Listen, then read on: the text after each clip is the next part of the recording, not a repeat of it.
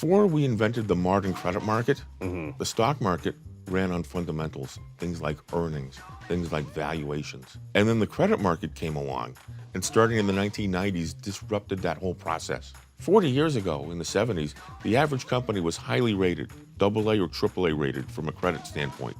Now we've added so much leverage in the last 40 years that the average credit quality has gone down to just above junk.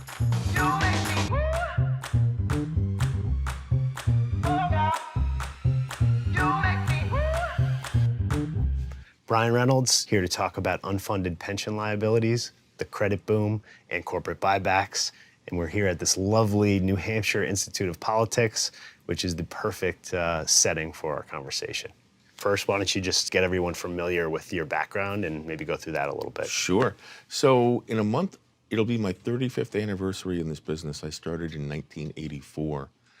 And I've been in the business so long, the junk market didn't exist when I started. That's how long I've been in the business. The first 16 years I spent on the buy side at David L. Babson and Company. It was a great place to work because it started in 1940. I have mentors that go back to the 1920s, 30s, and 40s. They taught me to follow the money. They taught me this business the old-fashioned way. And I've brought that through every job I've ever had since. And it was a great place to be because that was the emergence of credit as an asset class. Not only was the junk market not invented yet, but the actual investment grade credit market was still in its infancy. So it's a very different world now than it was then because credit is now so big it dominates financial markets. But back then it was a backwater. So I ran our money market funds, which is where shadow banking started. I was in charge of bank and finance bonds, which is some of the original shadow bankers. And in the late 1980s, as structured finance began to become more significant, I was in charge of that product from the late 80s until 2000. So I kind of grew up with the modern credit market. I saw it develop from almost nothing into this large asset class, which is now the tail that wags the dog. Some of the things you talk about, the daisy chain of capital. Now that's like a primary theme throughout your work. Can you explain that for the viewers? Before we invented the modern credit market, the stock market ran on fundamentals, things like earnings, things like valuations. And then the credit market came along and starting in the 1990s disrupted that whole process. So now we're in the third modern credit boom. The first one lasted from 1991 through 2000. Then we had a financial disaster. The second one went from 2004 to 2007. Then we had another financial disaster. And then we launched another one in 2009. And all this daisy chain is our public pensions needing to make outsized returns. They have become the dominant global investor. Our pensions were only about 60% of GDP in '84. Now they're 120% of GDP. That's massive, spectacular growth. There's nothing on earth that's grown that fast from such a high base. So they're the dominant global investor, but they're so underfunded they need to make 7.5%. So talk about how the big pension funds work. Why 7.5%? And where's that money going? The 7%, 7.5% they need to make, that's the difference between what their governors and their legislatures have funded them at versus the promises they've made to our public sector workers, police officers, firefighters, teachers. Most state governments tend to work the same, so they all tend to have that same gap. And that gap works out to be 7.5%, which is crazy because most interest rates are much, much lower than that. So that they really have to push the envelope in terms of what they invest in to try and get that. And you would think they would be in stocks because pensions should be long-term oriented. But most pension boards are police officers, teachers, firefighters, and politicians. They have a short-term focus, and so they invest in the credit market. They started doing it in the 1990s. The most famous credit fund they hired was John Merriweather's Long-Term Capital Management. But it wasn't just him, it was thousands and thousands of other credit funds that mimicked him. These pensions will hire these credit funds, they'll put money to work on an aggressive leverage basis to try and get that 7.5% yield they need. And when they buy these record amounts of corporate bonds from companies, that puts cash on the corporate balance sheets. Modern CEOs are incented to get their stock price up. So they take this unlimited money that comes from our pensions via these credit funds and use it to buy back their stock. That's a daisy chain of financial engineering. That's what happened in the 90s. It's what happened from '03 to '07, and it's what's been going on since 2009.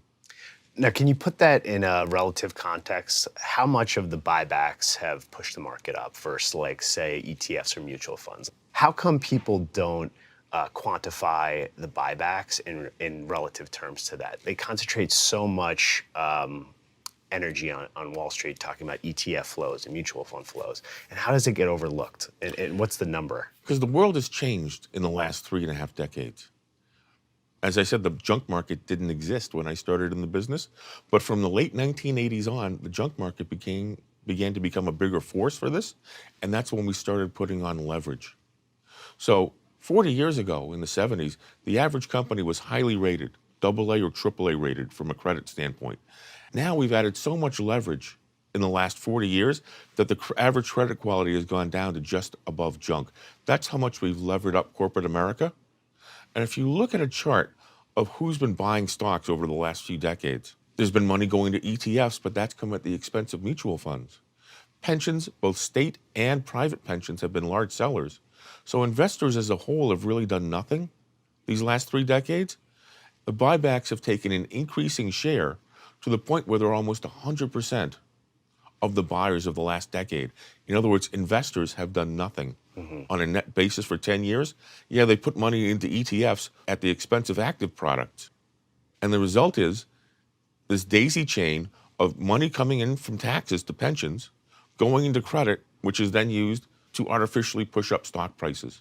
And a lot of times, that money ends up in not profitable zombie companies. And you talked about in 2015, 2016, I believe, that money flowing into energy companies that oversupplied the market.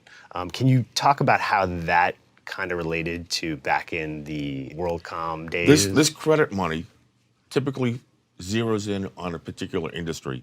In addition to boosting the overall level of credit, we overdo it in an industry. So in the 1990s, we focused on companies like WorldCom and Enron. We inflated their balance sheets to the point where their valuations didn't jibe with reality, and then it came down like a souffle. Then we did the same thing with subprime housing in the next cycle, and that collapsed. And then we did it with energy companies from, say, energy and commodity companies from, say, 2009 to 2013.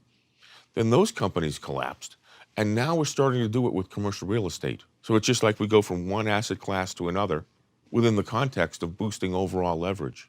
So in terms of shocks in supply, like, I know the big concentration these days is, on the stock market when it's falling and, the VIX is going crazy.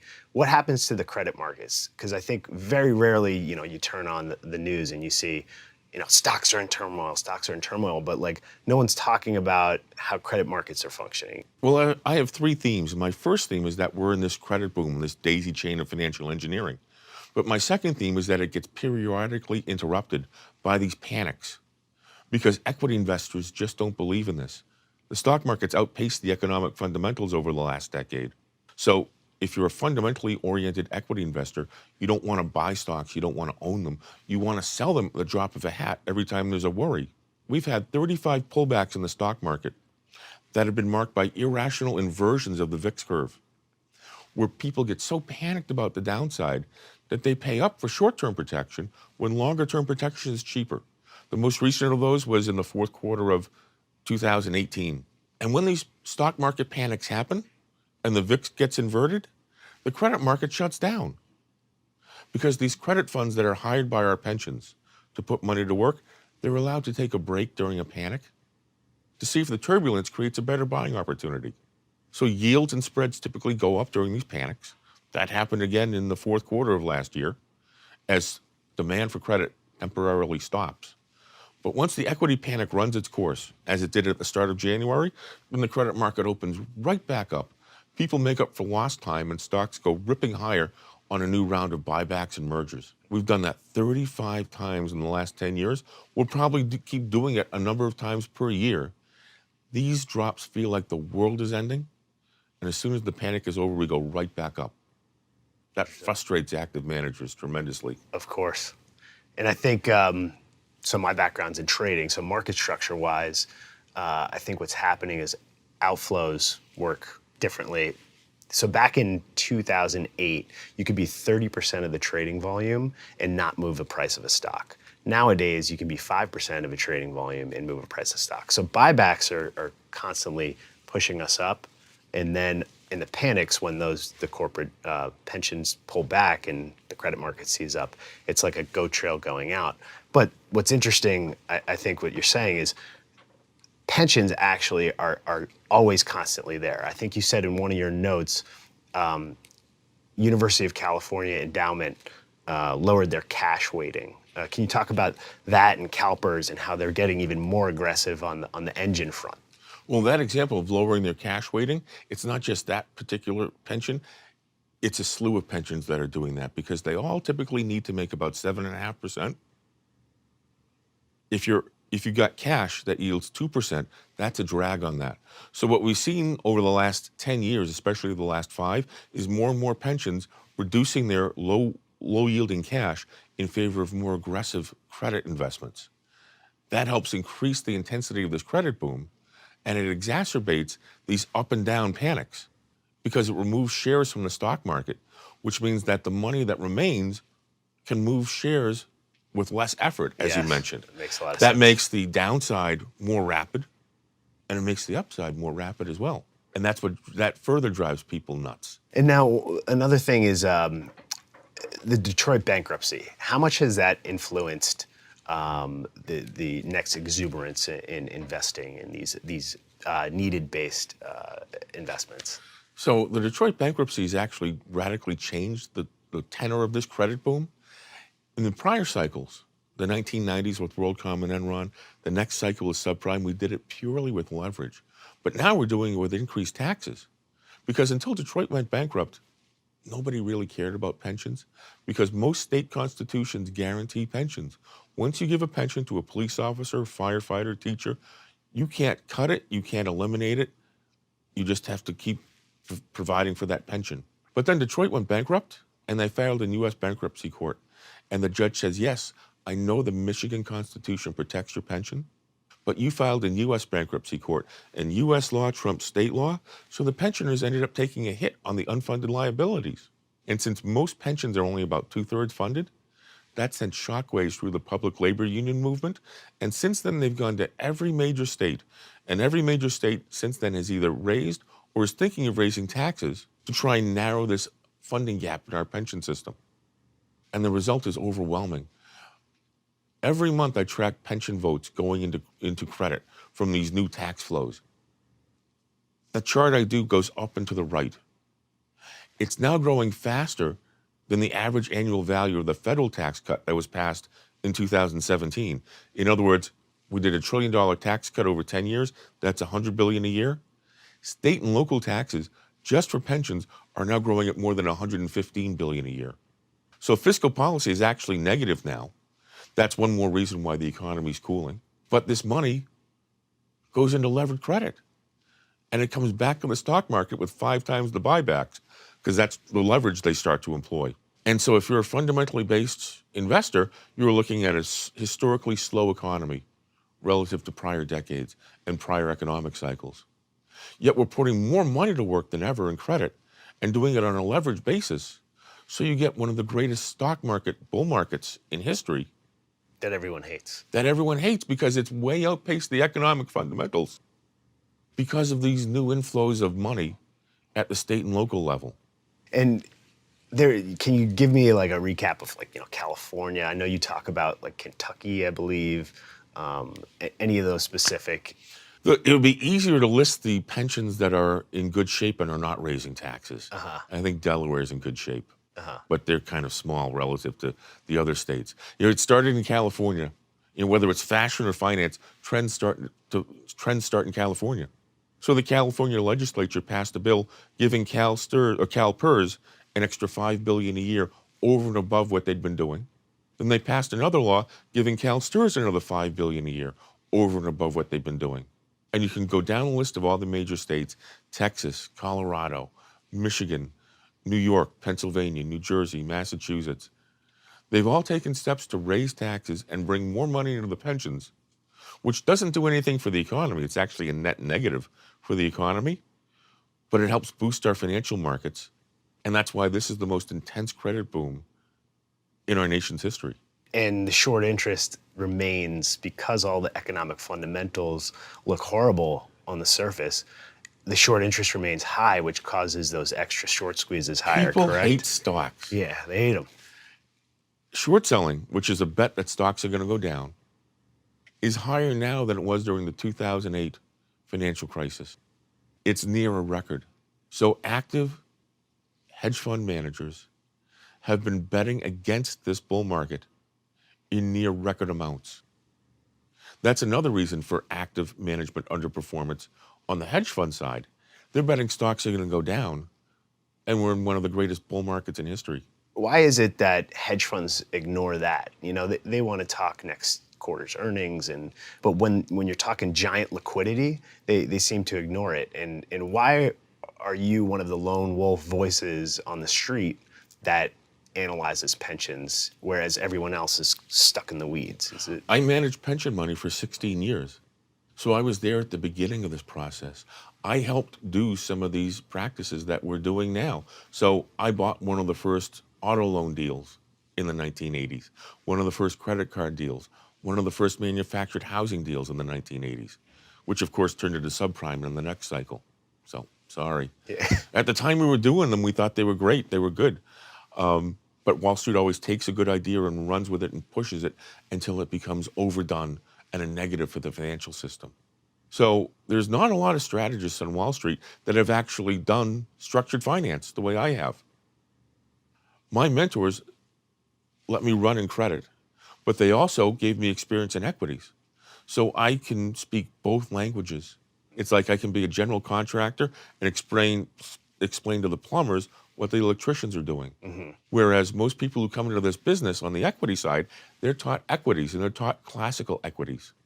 Graham and Dodd's type stuff, fundamentals, valuations, margins of safety. Whereas our public pensions don't worry about any of that. All they focus on is the need to make 7.5%. So that's kind of like the dumb money. And the smart money wants to short it because fundamentally, this doesn't make any sense. But there's that old saying, is that markets can stay irrational longer than you can stay solvent. And it looks like this irrationality is not only going to continue, but it's going to intensify. So how does it all end? What indicators are you looking at to give you a heads up on, when things change? Because these 35 that you talk about is, how are you going to know next time that this is the one? My third theme is that this is just a credit cycle. Credit cycles always end, and they always end badly. So this will be the same with this one. My first theme is it's a daisy chain of financial engineering. My second theme is we're going to have periodic panics. My third theme is it will end in a crisis, and that's the difference. We've had 35 panics that have been brief and seen stocks go back up. Eventually, we'll have a crisis like 2008, like 2000, where you have a multi-year financial market disaster. And the difference between a panic and a crisis is that in panics, we see pensions keep voting to put more money to work in credit, even though there's a panic. So we saw that in the fourth quarter of last year. October, November, and December were horrible for stocks. The credit market shut down towards the end of that. But yet pensions keep voting to take money in and allocate it to credit when the credit market would open back up. A crisis is when there's a run on the shadow banking system and our pensions are forced to sell their credit investments. Because credit's a one-way market. Everybody's either buying or everybody's selling. We're like electricians. We're either on or we're off. On the equity side, I view them as plumbers with flow control, because equity traders, as you've been, are trained to sell overbought rallies and buy oversold dips. We don't have that concept in credit. When we get overbought and stay there for years. And then somebody flips the switch and it's off. And what I mean by a run on the bank, it's like a run on the shadow banking system. It's like a run on the bank in the 1920s. All of a sudden, some people want their money back and there's nothing behind it. So that causes a rush for the exits. So what happened in 2007, November of that year, Florida was running a cash fund, which is like a money market fund without any rules or regulations. on behalf of their cities and towns. One of the cities in Florida wanted some money back to buy some school buses, but the fund couldn't give the money back because they were in subprime. So instead of cash, the city got slices of subprime, and it wasn't until 4 years ago that the cities were made whole. Wow. That was a $24 billion fund.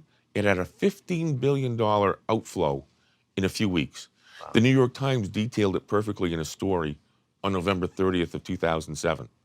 But it wasn't just Florida. It was the other cash funds that were also experiencing runs on the bank. Because all the city and town, state treasurers, they all know each other. They all talk to each other. They're like, oh, this is actually in subprime. We need to get out. And when you've got subprime investments or illiquid structured finance investments, and a few people want to get out, it's impossible to make everybody whole. And that's what causes a crisis. So commercial real estate, you're keeping an eye on specifically. Commercial real estate, but also these lightly regulated cash funds. Because a few years ago, the SEC essentially banned institutional prime money market funds. Those were the money market funds that owned Lehman Commercial Paper and had the run on the bank in 2008. Gotcha. Yeah. And they thought that would make the system safer. Most of the money went into Treasury money market funds and did make the system safer. But a significant amount of money, which may be as large as $400 billion, went into these unregulated cash funds that take multiples of the risk of money market funds. So to me, that's where the next run on the shadow banking system is likely going to occur. It typically happens in the stuff that's perceived to be safe, which means people get very comfortable with their expectations.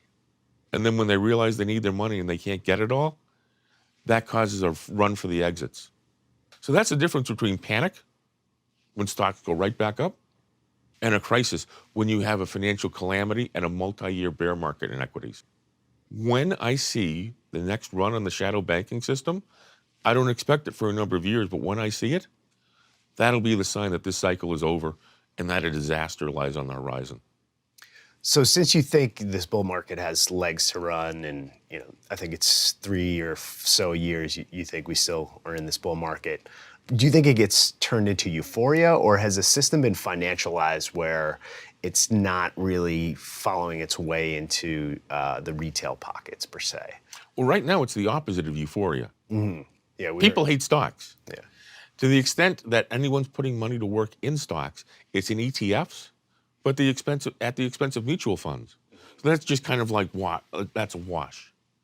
And the big institutions like pensions are selling their stocks to put money into credit. That's not euphoria. That's a dislike of stocks. When the yield curve inverts, and that I'm talking the 2-year Treasury versus the 10-year Treasury, historically, that's what launches a 2-year cycle of LBOs, where companies get taken private at insane valuations. And those 2 years after that inversion are typically some of the best years for stocks because companies are getting taken out at above market prices. People feel compelled to get money to work so they don't fall behind. And if you're short or betting on stocks going down, you've got to cover, because if you're betting on a downtrend and your company gets taken out 25% higher, you've lost your money. So the euphoria doesn't typically happen until the last 2 years of the cycle. Given that this is the opposite of euphoria, that's one more reason why I think that this cycle has longer to go. And some of the deals you've talked specifically about where they raise money in the debt markets, they're massively oversubscribed still, correct? Can you expound on that a little bit? Any deals specifically where you remember where... We don't talk about specific deals in public, but in the last month, there have been some financings that were 3 to 5 times oversubscribed. Which is amazing. And some of them were for lousy credits. Mm-hmm. There was a loan that came to market. At the time, it was the worst loan ever, according to some sources, in terms of investor protections or covenants. The company redid some of the covenants, so some sources said it was one of the worst instead of the worst. And they were still able to boost the size of the deal by 25%, and it was still like 3 times oversubscribed. So there's just a massive amount of appetite for garbage. Mm-hmm. on the which is credit one of side. the hallmarks of a credit boom. When you get this junky stuff coming to market and it's oversubscribed, that tells you that people need to make above market returns. So if they need to make 7.5% and junks at 6 and investment grades at 3, you've got to push the envelope on structure and on credit to get your desired return, which means as this cycle goes on, you have to run harder and faster. And that's why you're seeing, I guess, money going into private equity more. Like, did you say CalSTRS increased their allocation? They're hiring 15 more people, I believe. Most of the large pensions are looking at creating their own private equity firm within a firm type ventures. They're wrestling with how to do that. A number of them have proposed adding more internal staff, but some of the best deals are from external managers, so they're debating that. But what they're not debating is their desire to move away from public markets towards private markets. And not only in private equity, but in private credit. Private credit is one of the fastest growing areas of finance. And we talk about shadow banking. This is the epitome of shadow banking, where in a private credit market, it doesn't even trade. It's not allowed to trade. So we put it more deeply into the shadows, so regulators and investors have less of an idea of what's going on, which fuels more demand for equities because of the cash flows. But when there's a run on the shadow banking system, it's more of a surprise to investors and regulators, and what leads to a bigger disaster. I believe we had Jeff Gunluck on before, and he was saying it's kind of ironic the point we are in time, because this money is going almost to unconstrained bond funds like you're talking about. On the active side, they're super active. They're putting it anywhere they want. Whereas on the equity side, everything's passive. And just 30 years ago, it was almost the opposite, where you had passive bond funds and active equity. So it seems to be an ongoing pendulum that swings back and forth. Well, in history. that's because the people who allocate money drive by looking through the rearview mirror. So it's very hard to beat an equity index like the S&P 500 if you're an active manager. So the trend has been to passive ETFs to fully participate in the stock market, because the smart money, the active money, has been betting against this bull market and causing underperformance. Whereas on the credit side, it's very easy to beat a credit index during a bull market. All you have to do is overweight yield. Yeah. To overweight yield means you overweight the worst credits. Then you buy Argentinian bonds at 8%, right? Nah. We've been issuing bonds in the last couple of weeks for European banks, Yeah. for Russian banks, Amazing. and for African nations, Yeah. all with overwhelming demand. Yeah. So if you overweight your portfolio with yield, you'll outperform. And that's why money flows to active managers on the credit side in a credit boom. But when you're in the lousiest credits, when it turns and goes against you, you can't sell those. And that's why you get a bigger disaster, because everyone wants to go for the exit at the same time. And in a one-way market, there is no exit. And I believe Dodd-Frank has kind of nullified the brokers and all this. Their supply is absolutely shrunk. So you almost have this situation, a highway going in, go trail going out, where you have these giant institutions on the credit side owning things. And if they do sell next time, I guess who's the only game in town is the Fed. I don't know. Do you have any perspective on that? Dodd-Frank is interesting in terms of both the intensity of this credit boom and for what lies ahead. Think back to the last cycle and the cycle before. The broker-dealers were some of the biggest customers for this credit.